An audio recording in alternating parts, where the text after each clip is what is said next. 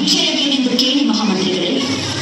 ಸಾಹೇಬರೇ, ತಾವು ಬಂದ ವಿಚಾರ ತಾಯಿಯವರಿಗೆ ತಿಳಿಸಿ. ನೀವು ಮಣ್ಣು ಒಪ್ಪಂದದ ಪ್ರಕಾರ ಕಪ್ಪವನ್ನು ಕೊಡುತ್ತಿಲ್ಲ ಯಾಕೆ? ನಾವು ನಿಮಗೆ ಕಪ್ಪ ಕೊಡಬೇಕೆ? ಕಪ್ಪ ಕೊಡಲು ನೀವೇನು ನಮ್ಮ ಒಳ ಹುಟ್ಟಿದವರೇ, ಬಂಧು ಬಳಗದವರೇ, ಇಲ್ಲ ತಾಯಾಗಿಗಳೇ? ನಿಮಗೇಕೆ ಕೊಡಬೇಕು ಕಪ್ಪ? ಕಿತ್ತೂರು ನಿಮ್ಮಪ್ಪ ತಾತ ಮುತ್ತಾತಂದಿರು ಕಟ್ಟಿ ಬೆಳೆಸಿದ ಆಸ್ತಿ ಅಲ್ಲ, ಕನ್ನಡಿಗರ ಆಸ್ತಿ.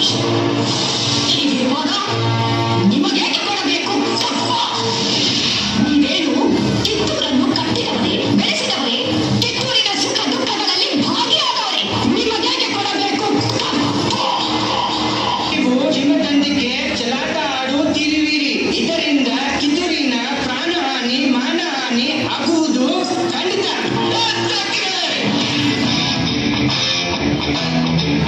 ಕನ್ನಡಿಗರ ಮಾನಾಭಿಮಾನ ನಿನ್ನ ಕಚ್ಚಿಗಾಗಿ ಹೋಗಟ್ಟಿ. ಇದು ಕೆಚ್ಚದ ಕಲಿಗಳ ಬೀಡೈತಿ. ಅಂಜಿಕೆ ಎಂಬುದರಿಂದ ನಾಡೈತಿ. ಕಿತ್ತೂರು ದೇಶಾಭಿಮಾನ ಸ್ವಾಭಿಮಾನದ ಊರೈತಿ.